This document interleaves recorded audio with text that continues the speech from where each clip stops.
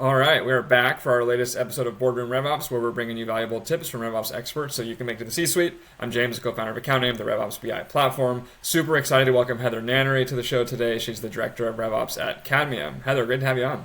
Hi, thanks for having me as well. I'm super excited to be here and really great to get to know you and Josh. So thanks for having me. Yeah, I was gonna say I was kind of instantly impressed when you and I met. It was kind of like a melding of the minds, in my opinion. Like we saw the world pretty similarly. So I knew I had to get you on Boardroom RevOps here. And we're recording this kind of near the beginning of the new year, and so I know lots of people are kind of starting new jobs. And so we're gonna chat about two kind of helpful topics or almost templates for starting a new company that you kind of adopted, and that's the 30, 60, 90-day plan and an audit plan for assessing go-to-market health. So I'm super excited to get into that. Before I do you want to kind of share your background for folks so they can have some context? Yeah, I'd love to do that. So my background has kind of been soup to nuts doing operations for companies, as vague as that sounds. So I really started my career doing finance operations, people operations, some recruiting operations at small companies that where you have to wear a lot of hats to be able to just keep the business running sometimes. So often found myself in roles where I was filling gaps of things I'd never done before. And when I was at Catch a Fire, specifically, that's how I found my way into revenue and go to market. So I started there as a finance ops person and then quickly took on all types of various aspects of go to market operations. So I took over procurement and closing deals. I took over BDRs and building out a sales development function.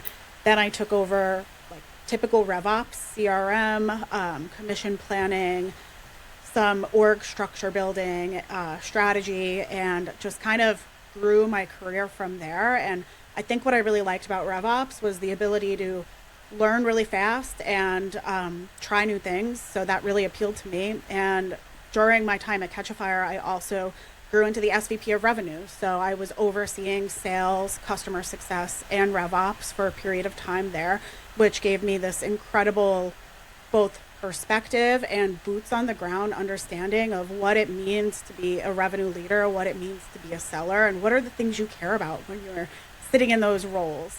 After Catch a Fire, I took a year off for sort of like a mental health and health reset, which was amazing. I'm super privileged that I was able to do that. I was super burned out, to be quite honest. And as I was reflecting on what I loved most about my career, I found my way back into RevOps. So I took a RevOps role at a small company around 70 people. And since then, I've moved on to another RevOps role at where I'm at now, Cadmium, which is around 200 folks and just at a different scale than I've experienced previously. So really excited and feel like I've learned a lot throughout my career.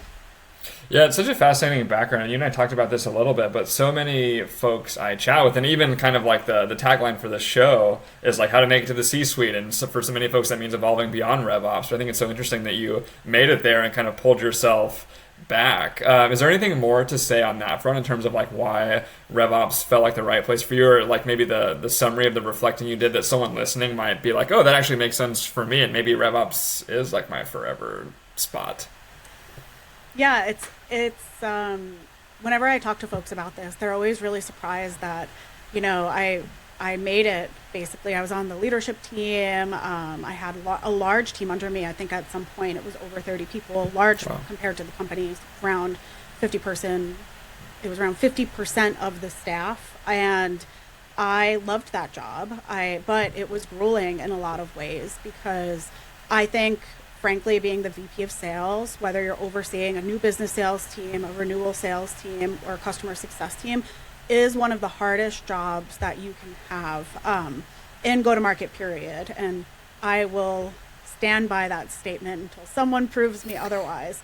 You are the front line with the customers, you're front line with your team, you're trying to motivate folks, you're trying to keep your customers happy, and you are the company in a lot of ways. And you have to wear a lot of different hats. One of the things we talked about at Catch a Fire was always that there's like so many core components that you need in a CRO and VP of sales. You have to be good at people. You have to deeply understand the product. You have to have strong sales fundamentals, strong strategic background. And in a lot of ways, you have to be a really strong operator. You're building comp plans, you're building prospecting flows, you're leading the development and strategy of many of those things while running sales yourself and while talking to prospects. And so it's no surprise to me that when I look across LinkedIn, VP of sales are crushing through roles in 1 to 2 years, and there's high levels of burnout, because I think in that lens, with high risk comes high reward, comes high, all the things that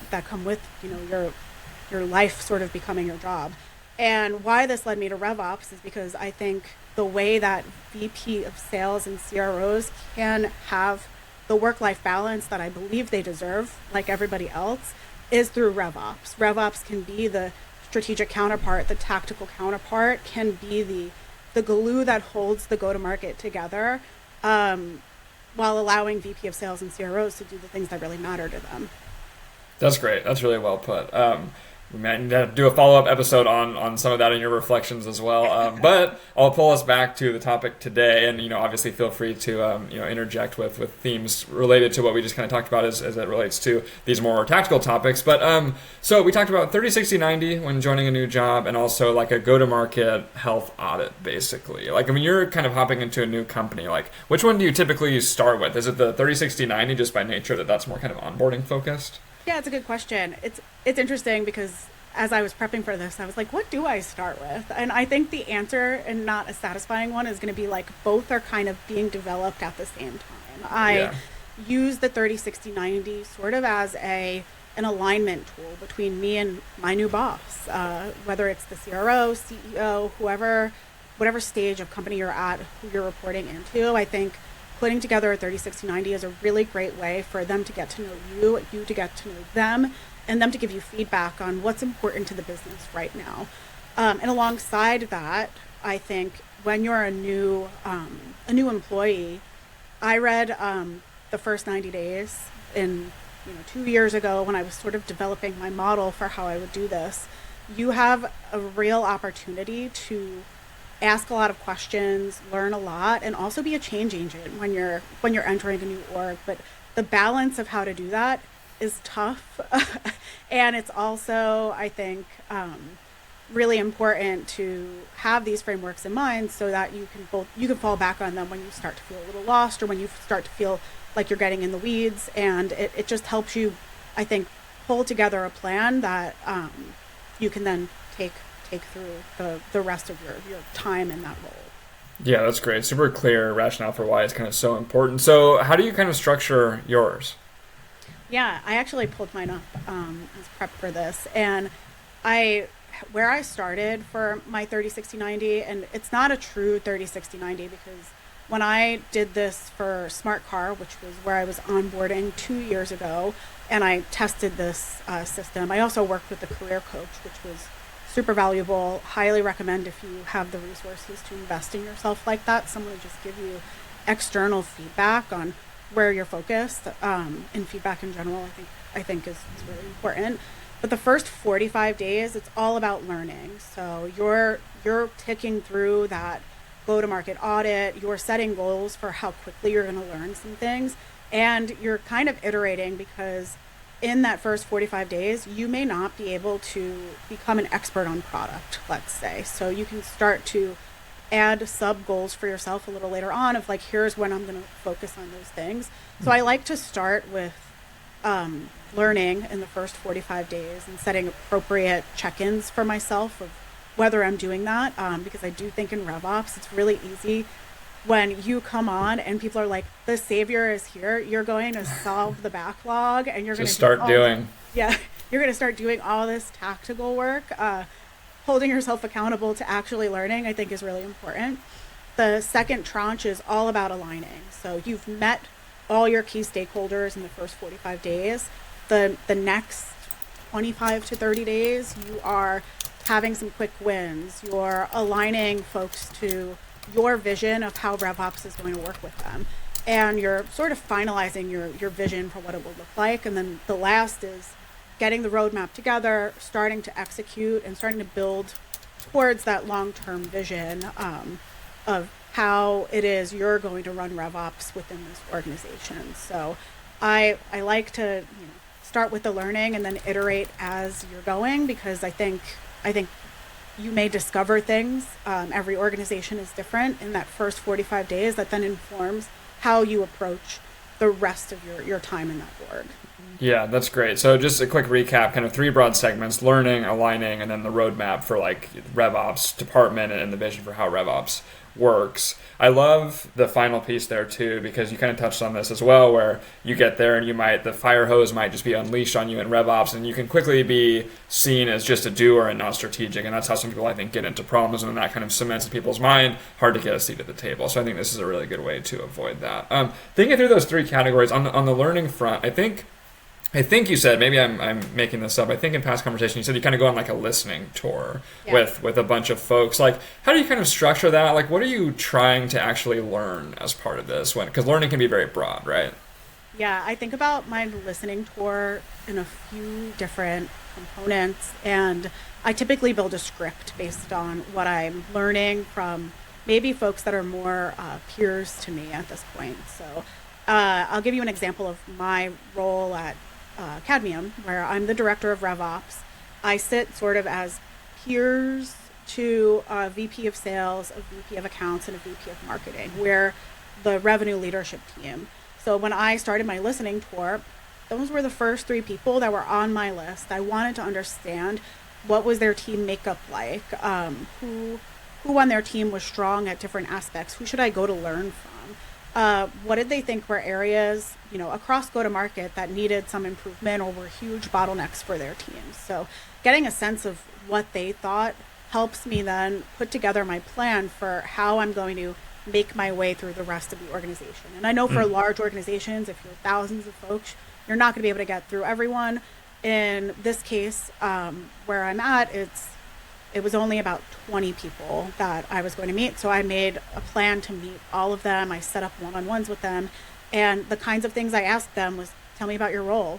Tell me about why you work here. Like, what's in it for you? What's motivating you? And then tell me about some of the biggest pain points you have. I think it gets me an understanding of why they're here, what motivates them, how can I hook into their understanding of the business and what they really care about to work with them in the future. It just gives me like, I don't know, something to bring up later on and be like, hey, you told me that you like really loved this thing. How's that going? Tell me more about it. So you can start building relationships with folks in your org. That will help you then get the rest of your work done at some point. And then secondarily, VPs are going to have their pain points, but the folks that are interacting, let's say with HubSpot on a daily basis, with, I'm thinking about like marketing routing leads to sales and sales not picking up those leads, and then everyone yelling at each other, like understanding the on the ground, like tussles that are happening helps me get a sense of how healthy the system is, how folks are working with each other, and what is the general culture. So I start to build my mental model of, these are the folks that are going to be the movers and shakers. These are the ones that are going to be the laggers. These are the ones that are like heavily following process, but struggling for some reason, so that as I'm putting together my plan, I know who to go to, what context to get from them. And I've started to build up my like internal heroes, the folks that are going to go and sell for me when I'm rolling out new initiatives. So the listening tour is like part learning the problems, but it's also part starting to build relationships and, build relationships of folks that are going to go to bat for you when you need them to. Yeah, spoken like a former revenue leader. I say this on a few episodes, like RevOps really is just kind of like a sales process in many cases internally. It for sure is. And you have to treat it like that in some ways, because you're selling to folks internally the value of the work you do, and that's going to make their life easier. I think that's like also the thing I say. It's like, I'm here to make your life easier. Like, tell me how I can do that.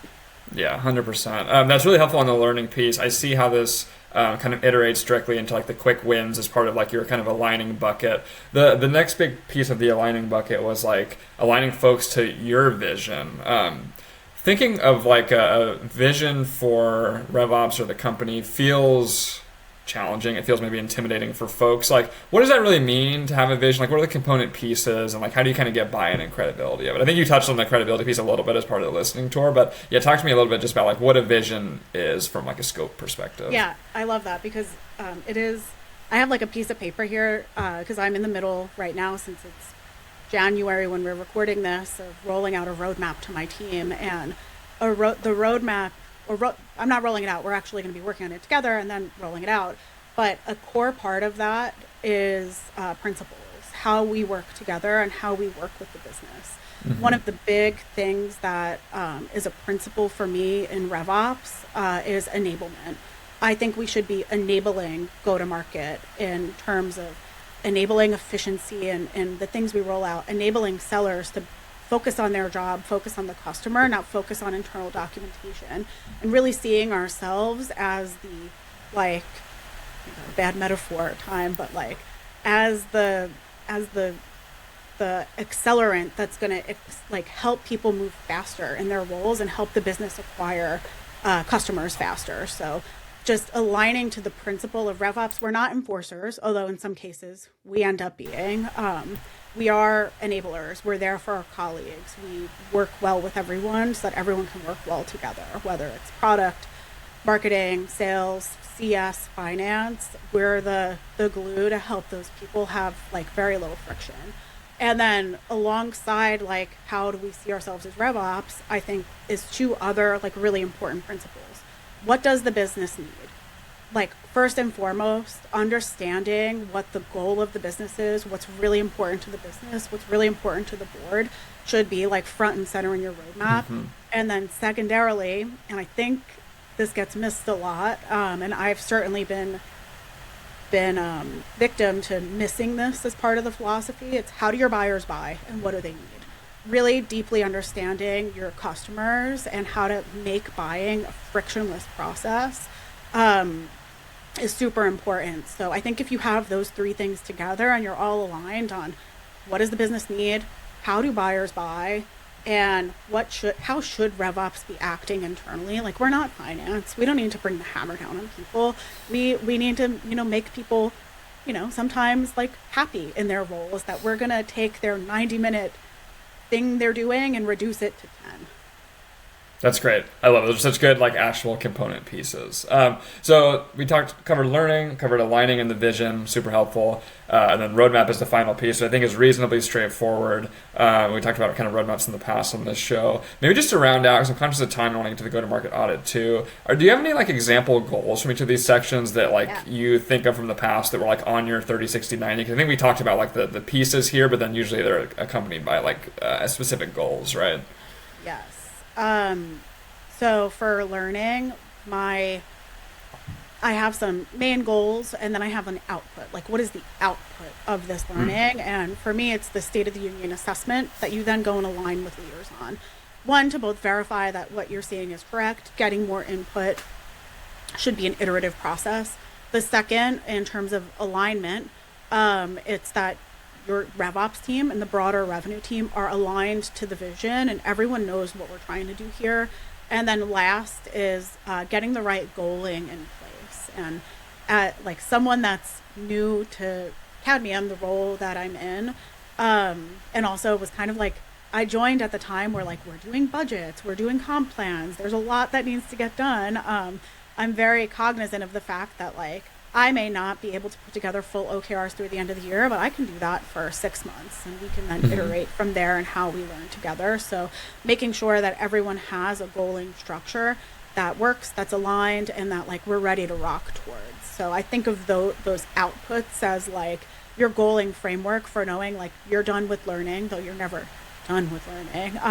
You're done with aligning and you're done with getting into the execution portion. Got it. I love it. I want to switch gears here to kind of the go-to-market audit piece, which I know is kind of hand in hand to your point of developing them together. But anything that I should have asked or missed on the 30, 60, 90, or did we cover it perfectly? I think we covered it perfectly. But one last thing I will say, sort of a mental rut that I get into that I would suspect some people out there do is like, when is good enough? When have you you feel like you've learned enough on go-to-market to move into aligning? How do you know that you hit that moment? And the reality is that you're not going to have learned everything you possibly need to learn, and that's okay. So being able to rein in the like sprawl, I think is really important, and catching yourself as you're doing that, that like, I don't need to be a deep expert on this one thing. Like I'm at a level where it's good enough and I have the context I need to like make decisions is really important. Enough to be dangerous. Yeah. That's well put. All right, well, walk me through like the go-to-market audit now. Maybe high level, kind of what is the purpose of this? How do you kind of communicate the point of it to folks as you're kind of joining a new company? Yes. So one of the things that I've put together, for myself when I was joining Smart Car was this concept of a go-to-market audit, sort of breaking down the go-to-market into some functional areas that will help me onboard quickly. So the first sort of bucket is company financials and team mission. This is to really get to the heart of, how do we think about the health of the business? What matters to the board? What matters to the C-suite? What are they looking at on a regular cadence? And it's not to say that they're going to have it perfect, but you're going to get to know your executives, and maybe there are ways you can supplement that as you join with, like, here's some other things we should potentially be looking at because it meets the overall goals that you need. The second is systems and reporting. So really understanding the tech stack, how it's being used, if it's easy, efficient to use from a marketing perspective, a sales perspective, customer success. Do we have a help desk function? Sort of what is going on across all of those teams. There are some instances where I've joined an org and there were 30 different tools, none of them connected, and it was like chaos. So you build a map when that happens. Mm-hmm. There have been other orgs I've joined where they had like 2 systems in a spreadsheet, buckled together with some gum, and these are different things. So it may take you a different amount of time to learn sort of what's going on and how it's being used. Underlaying that is revenue strategy and product. This is to the point of who is the buyer, why are they buying us, and really understanding, where is the product going, what is the vision, how does revenue align with product so that we're hitting the market need where we're at. Then there's process. What is the sales process? What's the renewal process? Do we have an expansion process? Walking through all of those factors, if they exist or if they need to be built. Because that suits the needs of the org. And then finally, something that I think is critical to keeping that all together is what are the meeting structures and how are they enabled?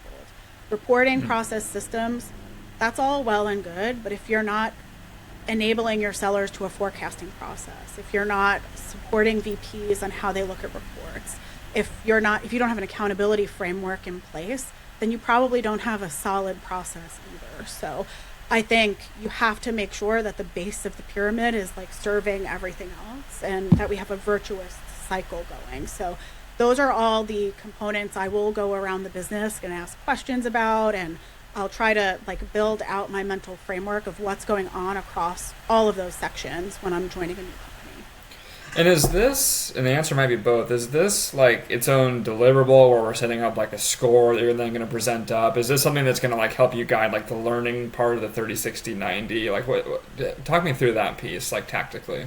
Yeah, it's a little bit of both. So this framework does, I think, lend to an assessment that's part of that learning component.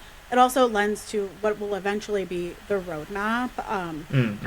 And I've used it twice now. So when I was at Smart Car, I developed a scoring sheet based on this that I then went like, your people are red or your meeting structures enablement are green, and here's what's needed to get it to the next level. Maybe not perfect, but like, are there any quick things we can do, or is this like a long-term thing that needs to be fixed by a strategy or design, etc.? So I use it as I used it in that case as a scoring framework that I took to the C-suite and talked about, how do we want to build RevOps going forward?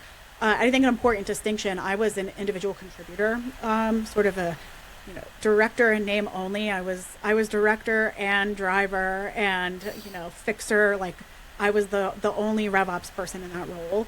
At Cadmium, I used it a little differently, where I didn't do a full-blown score, but I did walk through my assessment with the CRO, with some of the VPs, and we put together some initiatives that are now going to be part of the roadmap for the first half of the year. So I tried to have the output be whatever I felt the business needed at the time. And so to match the like how we make decisions and what that looks like.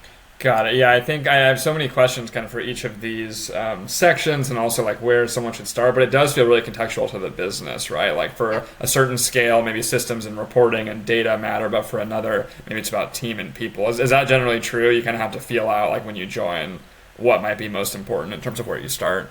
I think that's exactly right. And I also think that it matters what the business goal and business need are, because at Smart Car, when I put this assessment together, one of the things that was abundantly clear to me was that there was no CRM in place that anyone was using. We had our renewals and CS team and spreadsheets. We had like data living somewhere else, and no like real pipeline management process. So that was the first thing I focused on, because can't understand if your reporting's right if you don't have some of the fundamental basic systems in place. So that was where I started somewhere else at Cadmium, where we have a business process in place. We have HubSpot in place as the source of truth.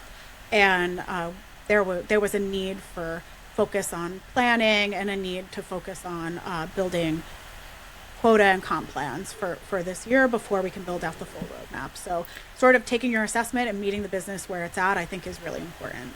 Makes total sense. I am curious, and we can kind of like genericize this a little bit, given what we said about the context matters, but meeting structure and enablement, like what are the few cadences or cadence that you kind of look for as the baseline is needed, like when you're joining a company? Yes. Some of the things I will ask about and look for is, do we have a forecasting cadence? And if we do, what is that forecasting cadence doing for sellers? Is it a place where sellers are coming and saying, I'm committing 9 deals, here's my call number, I don't need any help? Or is it a forecasting process where your sellers are going through deal by deal with management, next steps, doing an assessment, like what does that look like? How are we using it? Is it driving the right behavior? The second thing is, how are we doing deal reviews? Are we doing deal reviews? Are we having pricing conversations with sellers? What does that look like? Is that happening in one-on-ones, or is it happening in other meetings? The third thing I'll look for is, are we doing quarterly business reviews? Who's involved in those quarterly business reviews? What is the general structure of that? Is it for sellers or is it for the whole business? And how are we then taking those into SKOs or larger sort of rollout meetings? And then underneath that is like learning and enablement. Are we doing it? Do we have a model for it? Who runs those meetings? How are we planning for them? And then finally, where are the cross-functional touch points? How is revenue teaching product and product teaching revenue? How is revenue working with finance? How is revenue working with marketing? Is there a cadence for folks to come together and talk about learnings, talk about customers, talk about the market? Or is that something that needs to be built? And all of these things, I think, depend on the size of the business, also depend on the culture of how folks work together, what you may want them to look like. So I've worked with VPs to design these structures so that forecasting is getting us what we need. We can predictably do the business. We are predictably teaching our sellers on a regular cadence to fill those gaps, and we're constantly sharing learnings across the business. And I think as more and more tools come out, there are like AI can probably do, I think about Gong, how Gong can share product learnings across the team, but it's still not quite the same as seller sitting down with product person and being like, hey, 5 customers asked for this thing and we don't have it. Like, how do we plug in some of those gaps? So not losing our humanity, I think, is like really important as we start to think about these things. I think that's a perfect place to kind of cap it off. We're pretty much at time, Heather. This was awesome. Any kind of final comments related to either of these, unrelated to either of these? It was a joy to hear you walk through this. It's super interesting. Yeah. No additional comments. Thank you for having me on. If anyone out there is listening to this and is like, I have cracked the code on how to do this as well, would love to connect with you. Please reach out to me. Would love to share learnings. And of course, I'm also always willing to share my frameworks too, if it would be helpful for folks. So just thank you, James. I really appreciate it. I appreciate you, Heather. Thanks so much.